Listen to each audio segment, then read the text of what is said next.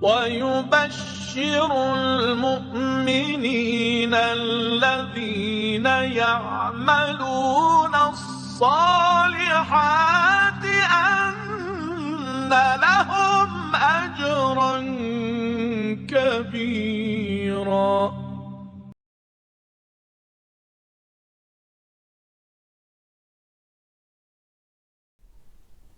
أعوذ بالله من الشيطان الرجيم. بسم الله الرحمن الرحيم. والحمد لله رب العالمين، والصلاة والسلام على سيدنا محمد وآله الطاهرين. Sura Al Baqara, verse 216. كتب عليكم القتال وهو كره لكم. This ayah talks about jihad. Many people, they don't like it because of the difficulties it entails. But Quran says it is an obligation, it is prescribed on you. Kutiba means is written. But since laws, commands were normally written, especially to confirm and to emphasize, so this word writing is used even in cases that nothing is written on a paper. So when God says kutiba alaykum, it is written, doesn't mean that this law has been written on a piece of paper.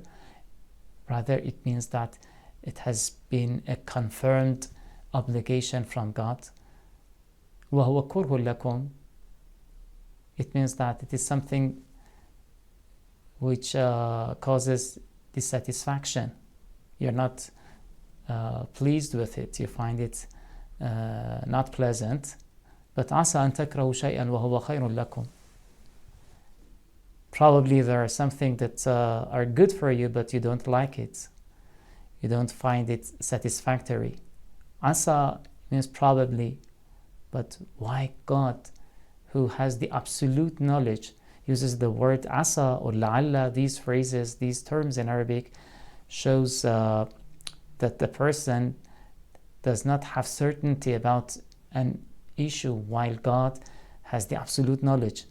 But it shows that the situation of the people is considered here, that in this situation, when people think about this matter, they will come across this possibility and probability in their minds that there may be something which is not good, which is good but is not pleasant, or the next sentence says something that people like but it is not good for them. So Asa does not show any sort of ignorance in God. This is one. And secondly, this term also is good to approach a person who does not like something, so not to directly confront him saying that, no, this is something good for you. In the beginning, say, Asa an takrahu, probably it is something good for you. This is the first step. Then, Wallahu ya'lam wa antum la ta'lam. God knows and you are not aware. So now, in the second step, you make it confirmed. يَسْأَلُونَكَ عَنِ الشَّهْرِ الْحَرَامِ قِتَالٍ فِيهِ. The next verse is about the haram months, sacred months. There are 4 months in the lunar calendar, Rajab, Muharram, Dhul Qa'dah, Dhul Hajjah, which are considered haram. It means that fighting in these 4 months is haram. And this prohibition was respected even before Islam. This verse condemns fighting in the haram months, in the sacred months, and considers it something which is sadd an sabilillah, to avert people from the path of God, kufrun bih, to do kufr, to practice kufr against sabilillah, against the path of God. The kufr here does not mean kufr in beliefs, to be a disbeliever, because we have different types of kufr. Kufr sometimes is a practical kufr, not to be obedient to a divine law. That is also a type of kufr. And this type is meant here. Wal Masjid al-Haram. Masjid al-Haram is related to Sabilillah, is connected, to Sabilillah. So Saddun an Sabilillah والمسجد الحرام. So fighting in the month of haram month, in sacred month, amounts to صد عن المسجد الحرام, to prevent people from going to the holy mosque. So all negative and evil consequences of fighting in haram month are mentioned here. But then it says وَإِخْرَاجُ أَهْلِهِ مِنْهُ أَكْبَرُ عِنْدَ اللَّهِ, to expel the people of Masjid al-Haram, of the holy mosque, is greater, is worse. So now a comparison is made between fighting in the haram months and expelling, driving away people who lived there from that place. وَالْفِتْنَةُ أَكْبَرُ مِنَ الْقَتْلِ. Again, another comparison is made here, that fitna is greater than murder, than killing. So killing is bad, evil, but fitna is worse. Fitna was explained in previous verses, if you remember. وَالْفِتْنَةُ أَشَدُّ مِنَ الْقَتْلِ. We had before. It refers to what the people of Mecca, the disbelievers of Mecca, did against Muslims. They tried to force them go back to the previous kufr. They wanted to make them change their faith. So that was fitna, to force people to disbelieve. God says that this is the worst act, al-fitna, not killing. It shows that something had happened, a killing probably by mistake, a fighting in the month of haram probably by mistake had happened, and then disbelievers had blamed Muslims for those acts. Now Quran says that, okay, those acts are not to be endorsed. I mean, killing in haram month. But remember that it was something done not with the intention of disobedience to God.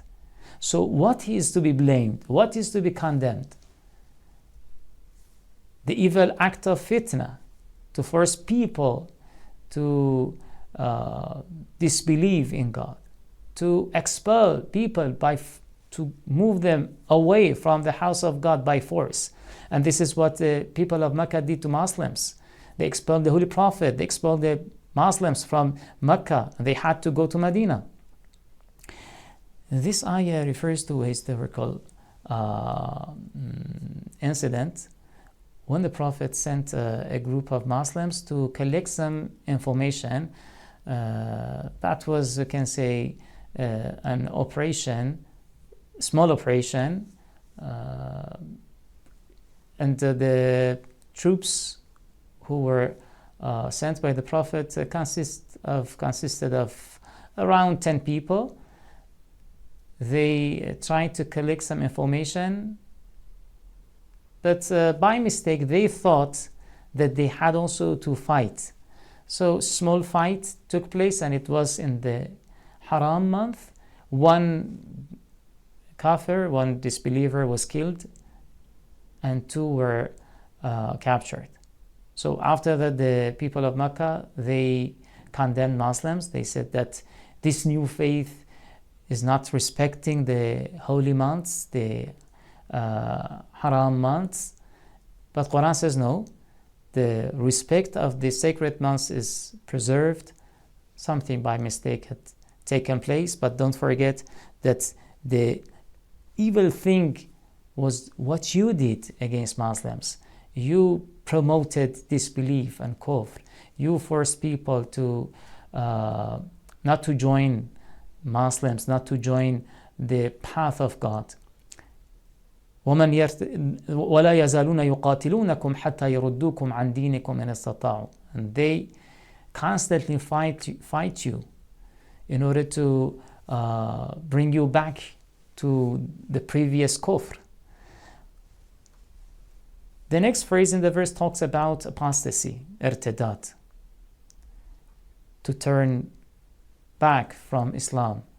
What is the consequence of that? Al-habt, habitat a'malum. If anyone does that, then all his acts will be nullified, will be invalidated. They will have no value. No matter how many years the person has performed good acts, all good acts will be in vain. حبطت أعمالهم في الدنيا والآخرة. We have other verses in the Quran which shows that when you believe in God, when you have faith, God gives you light and nur. أو من كان ميتا فأحييناه وجعلنا له نورا يمشي به في الناس. The person was dead and he was given life. So faith gives you life and gives you light, nuran. Now, if a person becomes apostate, now what happens? So the light will be gone. That life, that spiritual life, will disappear. So that is the reality of habt. So he will not see any light now in his life. Now we can understand that حبطت أعمالهم في الدنيا والآخرة, their acts will be invalidated. It does not mean just the acts of worship like prayer and fasting. Surely they are included, but all acts of the person, whatever good thing a person may do in this, whatever act I can say, all acts, all a'mal, all deeds, they will lose the value and the light. And we have other verses in the Quran talking about the disbelievers, not the apostates, because apostate is a person who was originally Muslim, or at least who practiced Islam for a period in his life, and then he changed his faith and disbelieved in God. Now this person is called apostate. What a kafir may be a person who never believed in God, never did anything as an act of worship. So habt, even for those people who did not perform any worship in their lives, also is used in the Quran. We have other verses talking about الَّذِينَ كَفَرُوا, not like here that we say وَمَنْ يَرْتَدِدْ.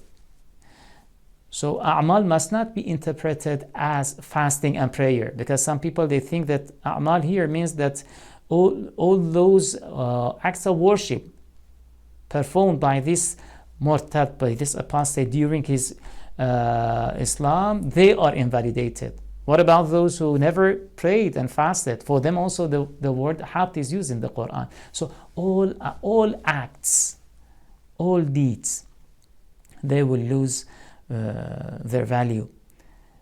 The next verse, إن الذين آمنوا والذين هاجروا وجاهدوا في سبيل الله أولئك يرجون رحمة الله. It talks about the good qualities of Muslims, and the believers, because in the previous verse, as we said, the disbelievers had blamed Muslims for something bad that some of them did, not with an actual intention of disobedience.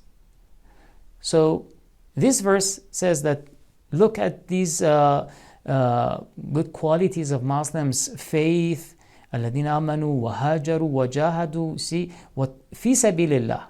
So for the sake of God, they do hijrah, migration, even jihad, anything they do for the sake of God. أولئك يرجون رحمة الله. So these people, they have hope in the mercy of God. يسألونك عن الخمر والميسر قل فيهما إثم كبير. The next verse talks about wine and gambling.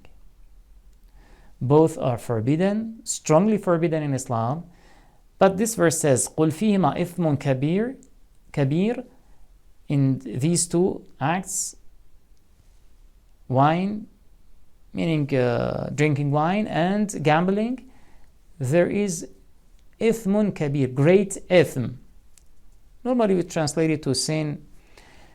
وَمَنَافِعُ لِلنَّاسِ, but also some benefits for people.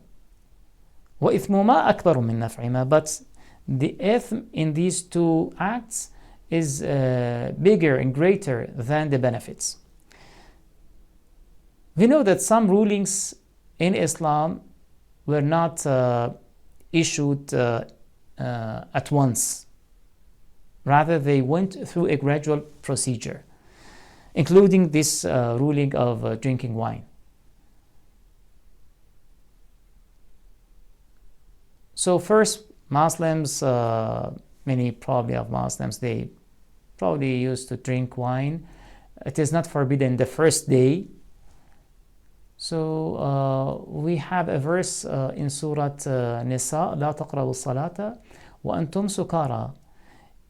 It talks about the prohibition of performing prayer in the state of being drunk. So now drinking is prohibited, but not for all situations, only for a certain condition, that when you perform prayer. So in the state of worshiping God, you must avoid drinking. Then after that, this verse was revealed. يَسْأَلُونَكَ عَنِ الْخَمْرِ وَالْمَيْسِرِ. Here it says that there is big ithm in drinking wine. Does it mean that it is forbidden, or still it is preparing people for declaration of prohibition? Some say that even when this ayah was revealed, still it was not prohibited. It just says that it is harmful. So it has some harms, some benefits, but the harms are more. Still tries to make people ready for the prohibition, because many people, they used to drink a lot. And then in the last stage in Surah Ma'idah, إنما الخمر والميسر والأنصاب والأزلام رجس من عمل الشيطان فاجتنبوه. So now فاجتنبوه, avoid it, and it is rich, it is dirtiness من عمل الشيطان. So that in that verse the prohibition was declared. This is the way some thinkers, some exegetes interpret this verse. But Allama Tabatawi says no. When this ayah was revealed, it was actually prohibited by God. I mean, this verse in Surah Al Baqara, يَسْأَلُونَكَ عَنِ الْخَمْرِ وَالْمَيْسِرِ. God here says it is ithm. There is ithm in drinking wine. And before this verse, another ما حرم ربي الفواحش ما ظهر منها وما بطن والإثم والبغي in Surah A'raf, and this ayah was revealed before the ayah in Surah Al Baqara. God says that al-ithm is prohibited. So whatever is called ithm is prohibited. Now in this verse, the term ithm is used for drinking wine. So it is prohibited. And especially when we see in other verses of the Quran, when the word ithm is used for evil acts without the adjective kabir. Kabir means big, great. So even great sins in some other verses of the Quran are described as ithm without the adjective of kabir. But here in this verse, the adjective kabir is also added. So it was prohibited in this verse, but since some Muslims were not fully following this ruling, and still some cases of disobedience occurred, so in the last stage, Quran warned Muslims that you have to stop drinking wine, which was already prohibited in Surah Al Baqarah. And that is why in the last stage, we see this phrase, فَهَلْ أَنْتُمْ مُنْتَهُونَ? فَهَلْ أَنْتُمْ مُنْتَهُونَ? Will you relinquish? So it shows that it had been already declared, but some people did not stop drinking. So now that was the final warning in Surah Al-Ma'idah. وَيَسْأَلُونَكَ مَاذَا يُنْفِقُونَ قُلِ الْعَفُوَ. Now they ask about giving charities. They ask what they should give as charity. Al-af. God says al-af. What is the meaning of al-af? The interpreters of the Quran have different views, because this word in Arabic has different meanings. One meaning of al-af is the excess, something that is beyond what you need. So al-af means that you have some essential needs in your life, okay, so you have to spend enough money for your own needs and that of your family.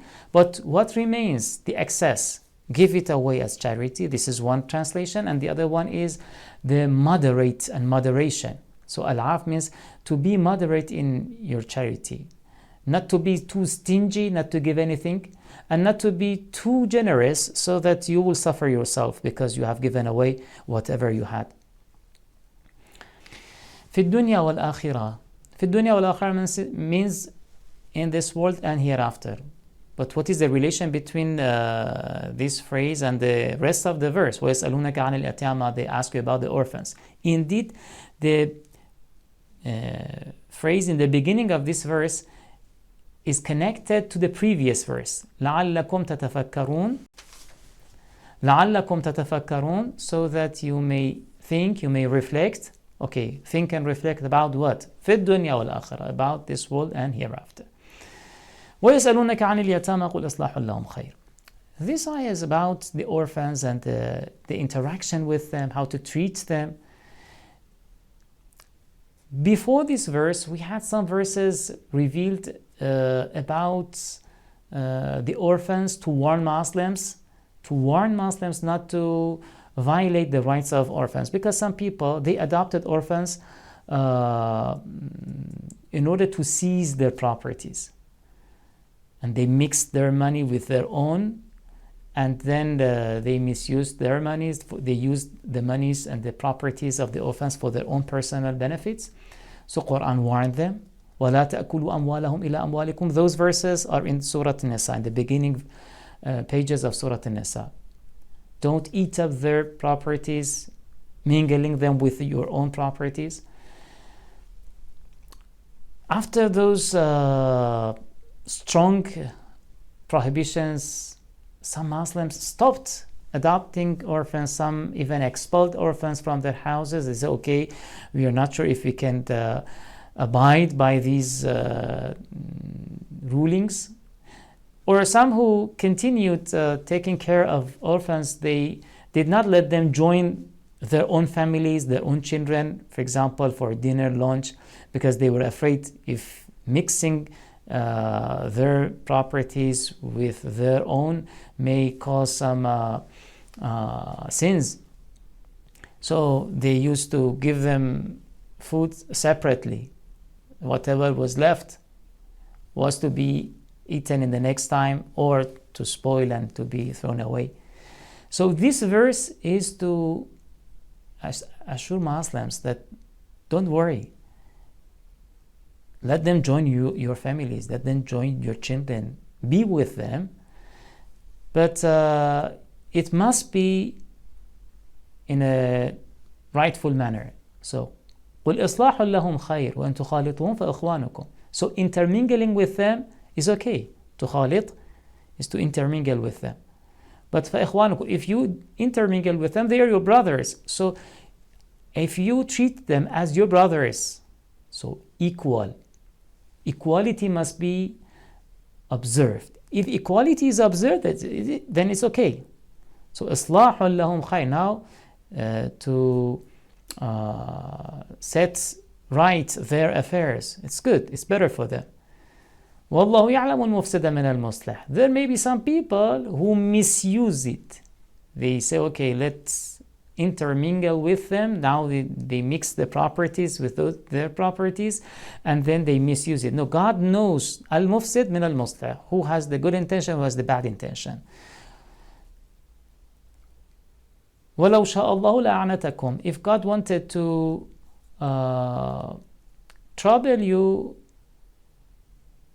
He would have, it means that He would have imposed on you harsh and difficult orders. But God is lenient, with Muslims and with believers. وَاللَّهُ إِنَّ اللَّهَ عَزِيزٌ حَكِيمٌ. وَلَا تَنْكِحُوا الْمُشْرِكَاتِ حَتَّى يُؤْمِنْ. The next verse talks about the prohibition on marrying the disbelievers, the polytheists, al-mushrikeen. Neither marry them nor marry your daughters to them. Women, men, both genders. It is prohibited to get married with a disbeliever, a male or female disbeliever. Does this ruling apply to the people of the book?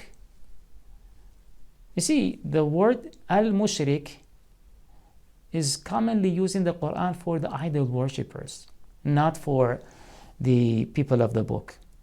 Yes, the root of ashraka or shirk may be used even for some Muslim, let alone the non-Muslims. We have verses in the Quran say that those who are not totally pure, so they have some impurities in their hearts, though they are Muslims, but they are also mushrik. They practice shirk because we have implicit shirk in their heart. It is not an explicit shirk, this is an implicit shirk. But here, al-mushrikat, al-mushrikun, when it is used in this form, in the form of an adjective, attribute, not a verb. You see, when you may say someone did an evil act. Mr. So did an evil act. But you may not say that Mr. So is an evildoer.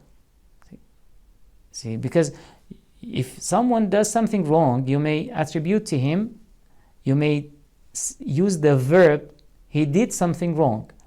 But to make it a general title for the person, to say that the person is an evildoer, it requires a deeper, we can say, connection between that person and evil.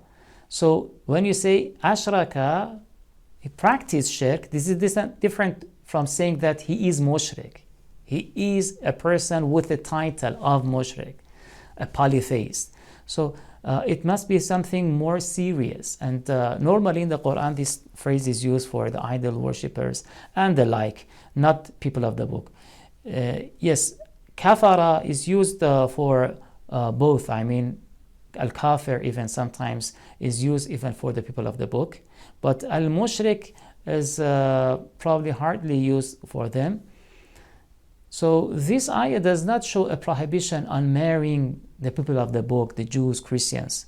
And we have other verses in the Quran which indeed talk about permissibility of some cases of marriage. ويسألونك عن المحيض قل هو أذى فاعتزلوا النساء في المحيض ولا تقربوهن حتى يطهرن. This ayah talks about the state of menstruation, menses of women.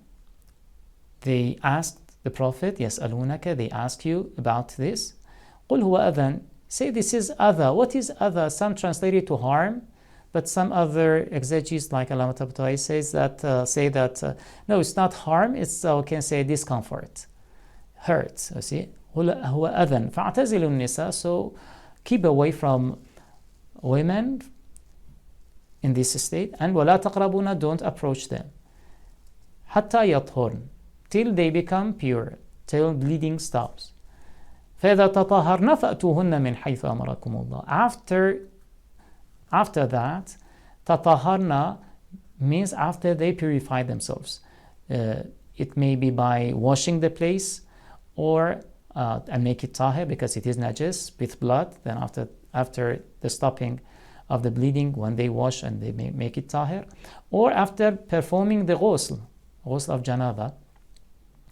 But is it an obligation? According to the traditions, riwayat, this is a recommendation because even before performing a ghusl, it is permissible to have the sexual relation with a person who has stopped, bleeding. فَأْتُوهُنَّ مِنْ حَيْثُ أَمَرَكُمُ اللَّهُ. Now you go to them from the place أَمَرَكُمُ اللَّهُ, God ordered you. Okay, what is meant here? Before I explain Amarakumullah here, let me explain about some rulings in previous religions. Some of the previous religions, they believe that when a woman is in menstruation, then the husband must stop any type of relation with the woman, not even the sexual relations, even communication. They did not even they stopped even eating at the same table. So Is it the same ruling in Islam when it says لا تقربوهن, don't approach them? Is it an absolute prohibition on any type of interaction and communication? No, because the rest of the verse explains what is the subject of the prohibition.